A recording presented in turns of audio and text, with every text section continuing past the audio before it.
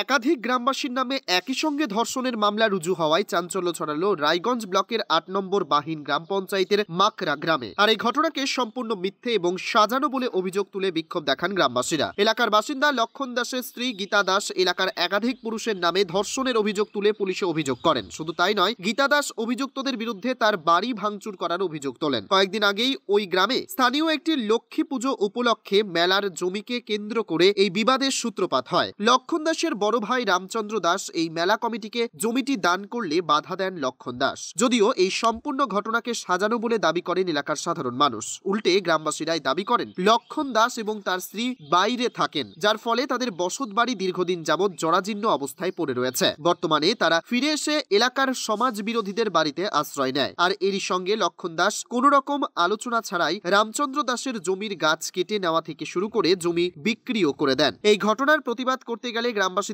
বিরুদ্ধে মিথ্যে অভিযোগ দেন তার স্ত্রী গীতা দাস। থানায় পুলিশের বিরুদ্ধেও লক্ষণ দাস ও তার স্ত্রী গীতা দাস একাধিক অভিযোগ আনলেও সম্পূর্ণই মিথ্যে বলে দাবি করেন এলাকাবাসীরা। দ্রুত এই সমস্যা সমাধানের দাবি তুলে প্রশাসনের দ্বারস্থ হচ্ছেন গ্রামবাসীরা। এ প্রসঙ্গে রামচন্দ্র দাসের স্ত্রী নূপুর দাস কি বলেছেন শুনুন। রোগে ভুগছেন? তাহলে আর দেরি না করে আজই আসুন আপনার এলাকার একমাত্র বিশ্বস্ত প্রতিষ্ঠান জীবন রেখাতে। আমাদের ঠিকানা রায়গঞ্জ উকিলপাড়া। মাসিমা, আপনার নাম? আমার নাম নূপুর দাস। এটা কোন অঞ্চল? এটা মাকড়া অঞ্চল। কোন গ্রাম পঞ্চায়েত? ৮ নাম্বার বাহিন। বাহিন না, মাকড়া বাহিন গ্রাম বাহিন পঞ্চায়েত। আপনারা আজকে এখানে কি কারণে এত মহিলা এত পুরুষ বিক্ষোভ দেখাচ্ছেন? কি কারণে? আমরা দেখাচ্ছি কি কারণে, আমার দেওয়ার লক্ষণ আর লক্ষণের বউ আমাদের নামে কিছু হোক না হোক রেপ কেস, কিছু হইলেই না হইলেই রেপ কেস। আর আমার এই যে আমার স্বামীর যে জমিনগুলো আছে ওগুলো সম্পূর্ণ আমার কাগজপত্র সব রেডি আছে, সম্পূর্ণ দখল করে লোকে দিচ্ছে, গুন্ডাগার্দি করতে চাচ্ছে ও। আর আমার এই যে স্বামীর জায়গাতে পুকুর গর্ত করে নিছে। রেপ কেস যে দিচ্ছে কাদের নামে দিচ্ছে? আমার স্বামীর নামে। আমার ছেলেরা দিল্লি আছে, আমার ছেলেদের নামে রেপ কেস দিচ্ছে। ছেলেরা দিল্লি আছে। তারপর এখানে মেলা হয়েছে, মেলার জন্য 5 জন ছেলেদের নামে রেপ কেস, মেলার মধ্যে রেপ কেস ঢালে দিছে। এখানে মেলা হচ্ছিল, মেলার মধ্যে রেপ কেস ঢালছে। আপনারা এটা নিয়ে আর কোথাও অভিযোগ জানিয়েছেন? আর কোথায় অভিযোগ জানাইছি রায়গঞ্জ থানায়, তো ওটার কিচ্ছু হচ্ছে না। কেন হচ্ছে না? কেন সেটা এখন ওরাই বলতে পারবে, আমি তো আর বলতে পারবো না। এইখানে ইনকোয়ারি আসছিল, এইখানে আমার গাছগুলা কাটে নিচে। আপনাদের একটা অভিযোগ আছে আপনাদের নামে যে এখানে ওনার বাড়ি ঘর নাকি ভাঙা হয়েছে? ওর বাড়ি ঘর কোনো ভাঙে নাই, এটা এরকম। আর ও যেগুলো করতেছে, আমার গাছ কাটে নিল, ফরেস্টের ঘাস কাটে নিল, গাছটা কাটে নিয়ে গেল, সেটা আমি দেখাই দিতে পারি। আমার স্বামীর জায়গায় পুকুর গর্ত করে নিচে, সেটাও আমি দেখাই দিতে পারবো, সম্পূর্ণ আমি দেখাই দিতে পারবো। আমার বাড়িতে 2বার 3বার করে লক্ষণ এখানে 2 মাস ছিল। সেই আমার বাড়িতে লক্ষণ আর লক্ষণে বউ গীতা, সে চুরি করাইছে। আপনারা চলেন, আমি দেখাই দিচ্ছি। আমার ঘরে কিচ্ছু নাই, চা খাওয়ার বাটিও নাই, আমি দেখাই দিচ্ছি। আমার বাড়িতে চলেন, ভাঙচুর করে কিভাবে চুরি করছে লক্ষণ, চুরি করাইছে লক্ষণ। আমি আপনারা চলেন, আমি দেখাই দিচ্ছি, এখনই দেখাই দিব। আমার এগুলো মিথ্যা কথা না, আমার ঘর কিভাবে ভাঙচুর করছে আপনারা একটু দেখে যাবেন, এখনই দেখে যাবেন, এগুলো সম্পূর্ণ দেখে যাবেন। আপনি চেনেন? আবির দাস আমার দেওরের ছেলে। আবির দাস কোনো খারাপ ছেলে না, আবির ভালো ছেলে, আবিরের কোনো দোষ নাই, আবির ভালো ছেলে। মিথ্যা ভাষানো হচ্ছে, আবিরকে মিথ্যা ভাষানো হচ্ছে। কি কারণে? কি কারণে? লোকের সঙ্গে মিলবে না, লোকের সঙ্গে তো মিলবে না কেন? আর এখানে ওই যে দারোগাদের নামে, এদের নামে কি মিথ্যাবাদী সব এগুলো বলছে, মিথ্যাবাদী সব মিথ্যাবাদী। কি যে মলর নামে মিথ্যাবাদী। কাজ করছে পুলিশ তো ঠিক কাজ করতেছে। হ্যাঁ, এদের নামে মিথ্যাবাদী। কালকে ওই যে কি বলে মিডিয়াতে ওরা এগুলো ছাড়ছে, ওরা মিডিয়ার মধ্যে ওরা ছাড়ছে সম্পূর্ণ। এ বিষয়ে ধর্ষণে অভিযুক্ত প্রতিবেশী মুকুল চাঁদ কি জানিয়েছেন শুনবো। দাদা, আপনার নাম? আমার নাম মুলুকচাঁদ দাস। কি করেন আপনি?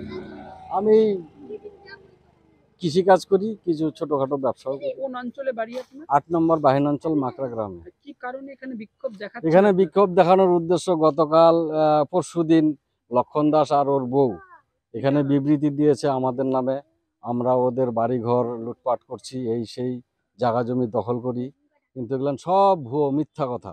এখানে পাশে পলয়বাবু আছে বাহিন ফাঁড়ির অফিসার, ওনার নামেও মিথ্যা অপপ্রচার দিয়ে দিয়েছে। উনি লক্ষণের বউ যে আছে গীতা, ও হলো 1 নম্বর পেশাধারী। কারণ কি, ওর মা এখানে পাশে 8 নম্বরের পাশে 9 নম্বর গৌরী অঞ্চলে বাড়ি, ওখানকার লোক অতিষ্ঠ হয়ে ওখানে প্রশাসনের সহযোগিতা নিয়ে লক্ষণের শ্বশুর শাশুড়িকে নদিয়াতে পাঠিয়ে দিয়েছে। আর সেই রোলটা লক্ষণের শ্বশুরের রোলটা ব্যবহার করছে, আর গীতার শাশুড়ি ওর মায়ের রোলটা ব্যবহার করছে। একদম পেশাদারি, দেখতে খুব সুন্দর। কিছু হলে না হলে, একটু হলে না হলে খালি রেপ কেস। দেখুন কতগুলো রেপ কেসের এখানে আসামি করে দিয়েছে। বললেন কোনো মানে হয়? এই ষড়যন্ত্র থেকে আমরা বাঁচতে চাই। এতগুলো গ্রামের লোক আছে, বলুক কেউ রেপ করছে নাকি।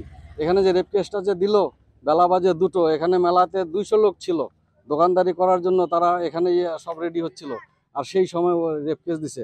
এটা পুরো ডাহা মিথ্যা কথা। আর বলতেছে রামচন্দ্র 1 বিঘা জমি বেচে পলয়বাবুকে করেছে। এখন কি চাচ্ছেন? আমরা চাচ্ছি এই মন্দিরের এই জায়গাটা নিয়ে একটা সমস্যা। ছোট ভাই ওর বাবার সমাধি সমেত এক পার্টির কাছে বিক্রি করে দিয়েছে ব্যক্তিগত, আর আমরা গোটা গ্রামবাসী চাচ্ছি মন্দিরের পক্ষে। ওই লক্ষণের দাদা রামচন্দ্র ও দান করে দিয়েছে মন্দিরকে। এখন এই জায়গাটা নিয়ে আমরা যাতে মন্দির আমরা এখানে করতে পারি, সুস্থভাবে পূজা পাঠ করতে পারি, এটাই আমরা গোটা গ্রামবাসী চাচ্ছি। তার জন্য আপনারা কোথাও এটা জানিয়েছেন? হ্যাঁ, এর জন্য জানানো হয়েছে, কেস মামলা হয়ে গেছে। এখন প্রশাসনের দ্বারস্থ হচ্ছি। প্রশাসন আমাদের যেভাবেই হোক যেটা আমাদের সমস্যাটা সমাধান করে দেয়। অন্যদিকে এক স্থানীয় যুবক চম্পক দাস কি বলেছেন শুনে নেব। বলছি, তোমার নাম? আমার নাম চম্পক দাস। কি করো তুমি? আমি স্টুডেন্ট। এই অঞ্চলে একটা অভিযোগ উঠছে যে একাধিক রেপ নিয়ে একটা অভিযোগ উঠছে। এটা একটা সত্যি আশ্চর্যজনক ঘটনা। এই গ্রামে একজন মহিলা, একজন পুরুষ, যারা মোটামুটি 20 বছর আগের থেকে দিল্লিতে থাকে, আর বাড়িতে এখন মোটামুটি বড় বড় জঙ্গল হয়ে গেছে, অনেকদিন ধরে থাকে না দেখি। তারা মাঝে মধ্যে আসে এবং এই গ্রামের কয়েকজন দুষ্কৃতীদের সাথে নিয়ে বিভিন্ন লোকের নামে একবার এর নামে একবার ওর নামে এমন করে 4-5 জনের নামে রেপ কেস দিয়েছে। দুপুর 2টোর দিকে যখন এখানে মেলা চলে, এই ঘটনায় কি 5 জন পুরুষ মিলে এখানে কি রেপ কেস হতে পারে? এটা কি সত্যি কোনোদিন হওয়া সম্ভব? আমাদের এখানকার লক্ষ্মী পুজো মেলা মোটামুটি বহু বছর আগের থেকে, 40-50 বছর আগের থেকে, এই যে জায়গাটা দেখতে পাচ্ছেন, এই জায়গার মধ্যে মোটামুটি অনেক বছর আগের থেকেই মেলা হয়। সেই মেলাটা ওরা বাধা দেওয়ার জন্য, আটকানোর জন্য এখানে এসছে। যখন সবাই মিলে যখন মেলাটা এখানে যখন পক্ষে এসেছে, তখন নাটক করে, ঠিক আছে, নাটক করে এখানে শুয়ে পড়ে, তারপরে এখান থেকে টোটোতে করে যায় হসপিটালে গিয়ে, এবং সাথে যেই মহিলাকে নিয়ে গেছিল নাটক করে, ওই মহিলা তখন গিয়ে বুঝতে পারে যে না, উনি নাটক করছে, তখন উনি সেখান থেকে চলে আসে। উনি আমাদের এখানেই আছে, ঠিক আছে। আর উনি মেশেন এখানকার কিছু দুষ্কৃতী, যে নাকি মোটামুটি 2017-18-তে একজন আগ্নেয়াস্ত্র নিয়ে ধরা পড়েছিল, তার নামে কেস আছে এবং এখনো পর্যন্ত সে জেলে আছে। আজকে নাকি শুনেছি তাকে নাকি জামিন দেওয়ার কথা। সেই সমস্ত চোরদের নিয়ে চলাফেরা করে এবং এই এলাকায় পুলিশ ফাঁড়ি হওয়ার পর থেকে সকলে মোটামুটি শান্তভাবে বসবাস করতে পারছে। এই যে দুষ্কৃতীরা আছে, তারা কোনোভাবেই তাদের কাজকে ঠিক করতে পারছে না দেখে ওর মদতে কিছু টাকা পয়সার বিনিময়ে তাদেরকে নিয়ে যেন কাজটা ঠিক মতো করতে পারে, সে কারণে পুলিশ ফাঁড়ির নামেও বিভিন্ন রকম ভুলভাল কেস দিয়েছে। পুলিশের ভূমিকা কেমন? পুলিশের ভূমিকা এখানে অনেক ভালো, আগের থেকে অনেক ভালো আছে। এইদিকে পাশেই বিহার আছে, পাশাপাশি অনেক নোংরা কাজ হয়তো হতো, কিন্তু এখন পুলিশ আসার পরে মোটামুটি সকলেই শান্ত, নেশাভান সবকিছুই বন্ধ হয়েছে। খুব সুস্থভাবে সকলে জীবনযাপন করছিল। কিন্তু আমরা চাইছি যে এনার মতন যে সমস্ত লোকেরা রয়েছে, এরা অ্যাকচুয়ালি কোভিড ভাইরাসের থেকেও খতরনাক ভাইরাস, যারা সমাজের মধ্যে ঢুকে গিয়ে সমাজ একদম সুস্থভাবে আর বেঁচে থাকতে দেবে না, বিভিন্ন রকম নোংরামো শুরু করে, ঠিক আছে। তাদেরকে যেন এই গ্রামের প্রশাসনের আমরা দ্বারস্থ হয়েছি। ওরা যেহেতু এখানে থাকে না, এখানকার বাসিন্দা নয়, ওরা প্রশাসন কোনো একটা পদক্ষেপ নিক, যেন ভবিষ্যতে এরকম ভুলভাল কোনো কেস কাউকে না দিতে পারে। আপনি কি কিডনি রোগে ভুগছেন? তাহলে আর দেরি না করে আজই আসুন আপনার এলাকার একমাত্র বিশ্বস্ত প্রতিষ্ঠান জীবন রেখাতে। এখানে বিশেষজ্ঞ নেফ্রোলজিস্ট ডাক্তাররা লেজার ট্রিটমেন্টের মাধ্যমে রোগীদের সমস্ত ধরনের কিডনির এবং প্রোস্টেটেটের অপারেশন করে থাকেন।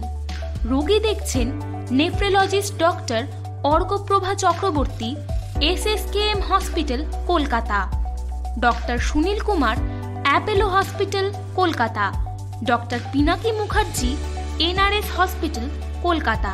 এছাড়াও এখানে প্রতিদিন অপারেশন করছেন ও বহির্বিভাগের রোগী দেখছেন ইউরোসার্জন ডক্টর আতার কাশিম, পিজি হসপিটাল, কলকাতা।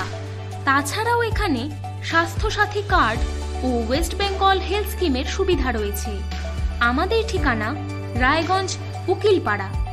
বিশদে জানতে কল করুন 8373066655 অথবা 8373066644 এই নম্বরে।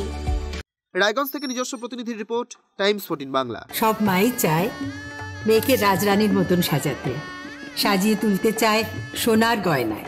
ওরিয়েন্ট জুয়েলার্স, সোনা যা সর্বক্ষণের।